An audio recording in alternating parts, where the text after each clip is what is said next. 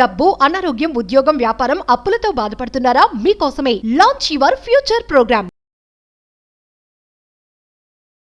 నమస్తే రమ్మగారు. నమస్తే జయ. రమ్మగారు, మంచి చందమా కథ ఒకటి చెప్పండి. పేరు చెప్పగానే నువ్వు అదే అనకూడదు. అన్నను తేలు కుట్టిన దొంగ. ఓ అందుకే అదే అనలేదు. బాగుందండి. మామూలుగా మనం ఏం చేస్తాము, ఏవో చిన్న చిన్న పొరపాట్లు చేస్తాము.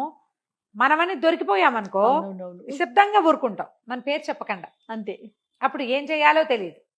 నాదేననకూడదు, నేనేననకూడదు, నన్నేననకూడదు, నేను చేశానని చెప్పకూడదు. అవును అవును, వాళ్ళకి తెలుసు అవతల వాళ్ళకి, కానీ మనం బాహాటంగా ఒప్పుకునే పరిస్థితి ఉండదు. అంతే. పిల్లలకి చెప్పాల్సిన మంచి కథ జయ. చెప్పండి. మనకు కూడా భలే ఇంట్రెస్టింగ్గా ఉంటుంది. ఒక ఊళ్ళోట ఇద్దరు స్నేహితులు ఇద్దరు. ఒక ఆయన ధర్మయ్య, రెండో ఆయన రామయ్య. ధర్మయ్య చాలా స్నేహపాత్రుడు, మంచివాడు. రామయ్య కొంచెం పిసినారివాడు, గట్టిగా ఉండేవాడు అనమాట. అయితే ఏమైంది, ధర్మయ్యకి పిల్లలు లేరు, రామయ్యకి కొంచెం కుటుంబం బాగానే ఉంది, ఏదో వెడ్డి వ్యాపారం కూడా ఉంది, వ్యాపారం ఉంది.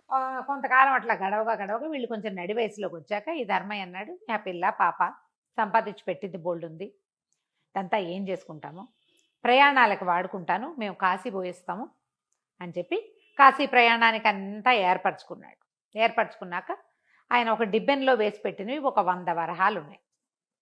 ఏం చేశాడు, నేను ప్రయాణానికి వెళ్ళిపోతున్నాను, ఇల్లు తాళం పెడతామా 2 నెలలు 3 నెలల పాటు, కనీసం 3 నెలలు మినిమం 6 నెలల దాకా పట్టచ్చు కాశీ ప్రయాణం. మరి ఒక 100 కాసులు ఉన్నాయి, 100 నీ దగ్గర పెట్టు, ఓకే, దాచిపెట్టు. ఇంట్లో పెడితే ఈ 6 నెలల్లో ఏమైనా అవ్వచ్చు కదా, అంతే. ఎవరైనా దొంగలు పెడితే వచ్చాక నాకు ఆధారం ఉండదు, ఖర్చు పెట్టేసుకుంటాను, మిగిలింది పట్టుకెళ్ళింది అంతా. కాశీ యాత్రల్లో ఎలా చేసేవాళ్ళు అంటే జయ, ఇది ఒక తెలుసుకోవాల్సిన విషయం. మనం ఈ ప్రయాణానికి ఇంత అని ప్లాన్ చేసుకున్నాం అనుకో, అక్కడ అంత ఖర్చు అవ్వలేదు, మిగిలిందంతా దానం చేసి ఒట్టి చేతులతో వెనక్కి వచ్చేవాళ్ళు. బా, ఇదివరకు అట్లా చేసేవాళ్ళు.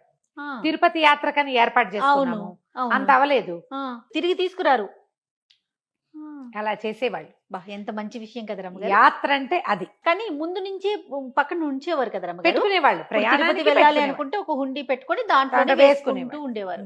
అందుకని పట్టుకెళ్ళిన డబ్బు అయిపోతే ఊరి నుంచి రాగానే ఈ డబ్బు ఉండాలి ఇక్కడ అని చెప్పేసరికల్లా ఈ రామయ్య అన్నాడు, ఓ అబ్బా నీ డబ్బులు నా దగ్గర పెడితే ఖర్చు అయిపోయినాయి అనుకో, మళ్ళీ నేను అచ్చుకోవద్దు, డబ్బులు ఉంటే చెయ్యి ఆడుతూ ఉంటుంది దాని మీదకి, ఎక్కడైనా దాపెడదు అన్నాడు. అనేసరికల్లా సరే ఎక్కడ దాపెట్టాలి ఆలోచించాక సరే ఊరి మొదట్లో ఒక మర్రి చెట్టు, ఎవరికి తెలుస్తుంది, ఒక గుంట తవ్వి పాతేసేయి అక్కడ ఉంటుంది అన్నాడు. అంటే ఈ ధర్మయ్య ఏమన్నాడు, అటగలే చీకటి మాటని వెళ్తానికి భయము, నువ్వు కూడా రా నాతోటి అని చెప్పి చీకటి పడ్డాక ఇద్దరు కలిసి వెళ్ళారు. ఒక చోట తవ్వి ఈ మా ముంత దాచిపెట్టి మూసేశారు. ఇద్దరు కలిసి ఇంటికి వచ్చారు. ఈ రామయ్య గారి పెళ్ళం బహుగట్టిది, మంచి తెలివైంది. చీకటి పడి ఎక్కడికి వెళ్ళావు అని అడగటం మొదలుపెట్టింది. తెల్లవారుజామునే ధర్మయ్య భార్య బండెక్కి ప్రయాణం అయిపోయారు. ఆయన పొద్దున్నే ఊరెళ్తాడని మనకు తెలుసు, మధ్యాహ్నం వచ్చి మాట్లాడాడు. మళ్ళీ చీకటి పడ్డాక మీ ఇద్దరు ఎక్కడికి వెళ్ళారో చెప్పు, ఇలా అడిగేవాళ్ళు లేరు. సతాయించేస్తారండి. ఊరికే అలా వెళ్ళేసంటే ఎక్కడికి వెళ్ళావు మనకే పీకేస్తుంటుంది లోపల కదా, ఏం చేసి వచ్చేసారో అని. అడేం ఉండదు. అయినా సరే అయితే బాగా చాలా సార్లు అడిగి, కాదు రమ్మగారు, ఏదైనా అనుమానం ఉన్నప్పుడు ఇలాంటి ప్రశ్నలు ఎక్కువ ఉంటాయి కదా. కదా, జనరల్ మనమే ఉండక్కర్లా, మామూలుగా కూడా ఉండొచ్చు. అది ప్రేమగానే తీసుకోవచ్చు. ప్రేమ అంటే వీళ్ళు ఈ బొమ్మ నాది, ఇదేం చేసినా నాకు తెలియాలి. అది మగవారికి ఎక్కువ ఉంటుంది, ఆడవాళ్ళకి కూడా ఉంటుంది. అమ్మో ఎక్కువ ఉంటుంది ఆడవాళ్ళకి. మగవాళ్ళకు ఉండేది పొసెసివ్నెస్, అనుమానంలోకి దారితీస్తుంది. ఆడవాళ్ళకి ఆరాలు ఎక్కువ. ఇది కరెక్ట్, ఆరాలు ఎక్కువ. ఆడవాళ్ళకు ఉన్నంత ఆరా మగవాళ్ళకు ఉండదు. వాళ్ళు నమ్మేస్తూ ఉంటారు. ఆడవాళ్ళు చచ్చిన నమ్మరు. నమ్మలేదా ఇక అంతే సంగతిలా. నమ్మక్కర్లేదు జయ, నమ్మకం ఉన్నా కూడా ఆరా మానరు ఆడబుద్ధి. మనం మాట్లాడుకోకూడదు. అవును, అది ప్రజలకు ఇలాంటి విషయాలు చెప్పకూడదు. అసలు మన గురించి మనమే చెప్పుకుంటే ఎట్లాగా. ఇక 4 రోజులు 5 రోజులు వారం రోజులు 10 రోజులు 15 రోజులు గడిచినా కూడా ప్రశ్నిస్తూనే ఉంది. 15వ రోజున ఆయనకి విసుగు పుట్టి చెప్పాడు, మా ధర్మయ్య 100 కాసులు దాచుకున్నాడే అనేసరికల్లా, అమ్మో నేను తీసుకెళ్ళాటయ్యా అంది. తీసుకెళ్ళాడు, ఇద్దరం కలిసి అనేసరికల్లా వాళ్ళు రాబోయారా, యాత్రలకు వెళ్ళిన వాళ్ళు ఊరికే వస్తారా, డబ్బులు పట్టరా ఏదైనా నగా నట్రా చేయించుకుంటాను 100 కాసులు పెట్టేది. ఇక మొగుడిని సెత పోరేసింది. వాడి డబ్బులతోటి మనం కాసులు చేయించుకోవటం ఏమిటే అంటున్నాడు. కానీ ఇక ఆవిడ అన్నం కూడా పట్టి తెచ్చేదాకా ఊరుకోవాలి. డబ్బులు తీసుకొచ్చేసాడు. 100 కాసులు పెట్టి ఈవిడ 50 నవర్సులు, అప్పుడు నవర్సు 2 కాసులు, 50 నవర్సుల బంగారం కొనుక్కుని పైన ఏదో కొంచెం వేసుకుని చేయించుకుంది. బంగారం చేయించుకుని 1 నగలు పెట్టుకుంది. 50 కాసులు అంటే తక్కువ మరి. సరే, అక్కడి నుంచి ఏమైంది, 6 నెలలు గడిచాయి. ధర్మయ్య గారు ఊళ్ళోకి వచ్చాడు. ఆ పూట ఏమైంది, వీళ్ళు బాగా తెల్లవారేసరికి ఊళ్ళోకి వచ్చేసారు. వచ్చేసి ఏమనుకున్నాడు, పొద్దుటి పూట మన డబ్బులు మనం తెచ్చుకోవడానికి మనకేం భయం, భార్యని వాకిట్లో దిగబెడిచి నువ్వు వెళ్ళి ఇల్లు వాకిలి సవరించుకోవే, నేను పోయి డబ్బులు తీసుకొస్తా అని చెప్పలే ఆవిడికి.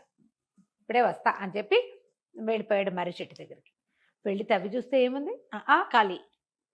కాంతపోయాడు. ఎవరికి తెలుసు, నాతో పాటు పెట్టినవాడు వీడు. ఏం చేయాలో తెలియలే. అడిగితే ఏమంటాడో. స్నేహం, 30 ఏళ్ల స్నేహం. సరే, ఆ ఊర్లో న్యాయాధికారి ఒక ఆయన ఉన్నాడు. గ్రామాధికారి, న్యాయాధికారి కూడా.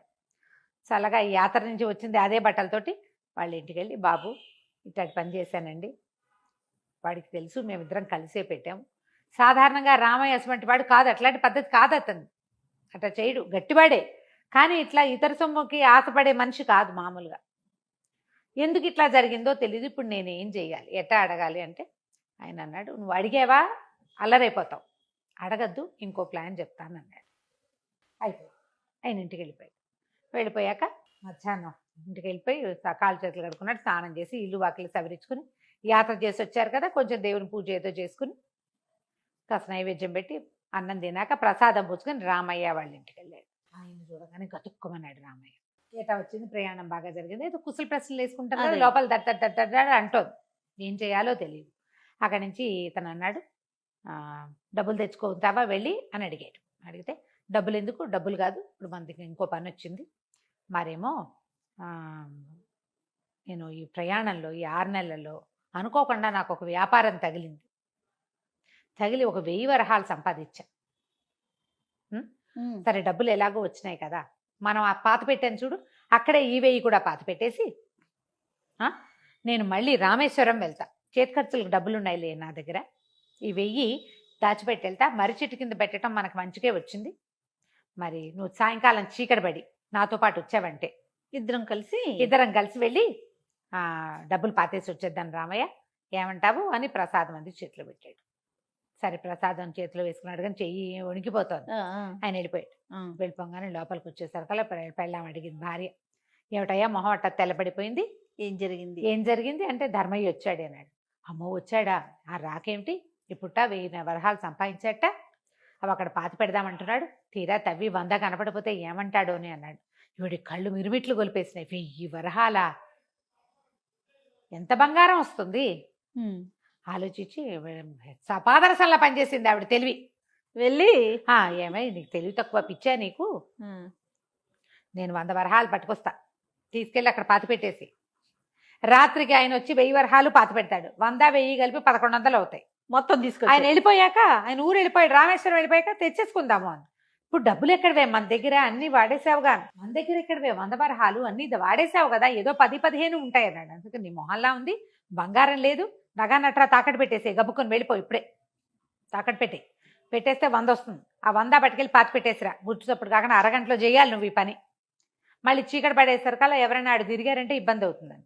ఈ మేఘాల మీద పెళ్ళాం తాలూకు నగలు పెట్టి పుచ్చుకుని మరి తమకి వెనకాల సందులో పరిచేస్తేనే ఒక ఆయన దగ్గర కుదవబెట్టి అర్జెంటుగా డబ్బులు కావాలని 100 వరహాలు తెచ్చి అట్టించటే మర్రి చెట్టు దగ్గరికి పరిగెత్తుకుంటూ వెళ్ళిపోయి ఎవరు లేకుండా అటు ఇటు చూసి ఆ డబ్బుల్ని పాత ఏ పెట్టెలో వేసి ముంతల మట్టి ముంతలో పోసి పెట్టారు కదా, ఒక అట్లాంటిది ఒక మట్టి ముంత చూసి ఆ మట్టి ముంతలో పోసేసి గోతులు పెట్టేసాయి. అంతే అయిందా. సరే, ఇది అయిపోయిన తర్వాత సాయంత్రం 6 గంటలకల్లా ధర్మయ్య గారు చల్లగా వెళ్ళి తన డబ్బులు తను తవ్వుకుని తెచ్చేసుకుని ఇంటికి వచ్చేసాడు. అయిపోయింది. అక్కడి నుంచి ఏమైంది, రాత్రి అయింది, 10 అయింది, 11 అయింది, ఎప్పటికీ ధర్మయ్య రావటల్లా. ఈ రామయ్య గారు ఎదురు చూస్తున్నాడు, ఏమిటి రాడు రాడు రాడు రాడు అని. 11 గంటల దాకా చూసి 11ంటికి పోయి వాళ్ళ ఇల్లు తలుపు కొట్టాడు.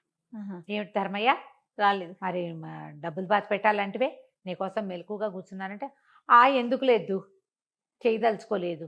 సాయంకాలమే వెళ్ళి నా 100 నేను తెచ్చేసుకున్నాను, ఇప్పుడు ఆ 1000 వేరే వ్యాపారంలో పెడదాం అంటున్నాను, గ్రామాధికారి కూడా సలహా చెప్పాడు, ఆడ పెడదాం అనుకుంటున్నాను.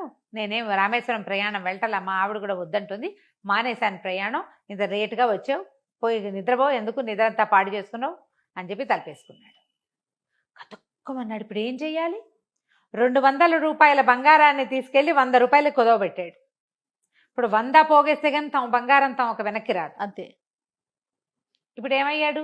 ఆ డబ్బులు నావి అని అనలేడు, ఆయనవే కదా. అంతే. తేలుకుట్టిన దొంగల్లే వెనక్కి తిరిగాడు. పెళ్ళాం తెలివితేటలు పోయినాయి, మొగుడు తెలివితేటలు పోయినాయి. ఇతరుల సొమ్ము కాసు పెడితే ఇలా జరుగుతుంది. చాలా బాగుందండి. చూడు ప్లాన్ ఎంత బాగుంది. నమస్తే. కర్ర విరగలేదు, పాము పాము చావలేదు. అది. నమస్తే రమ్య గారు. నమస్తే.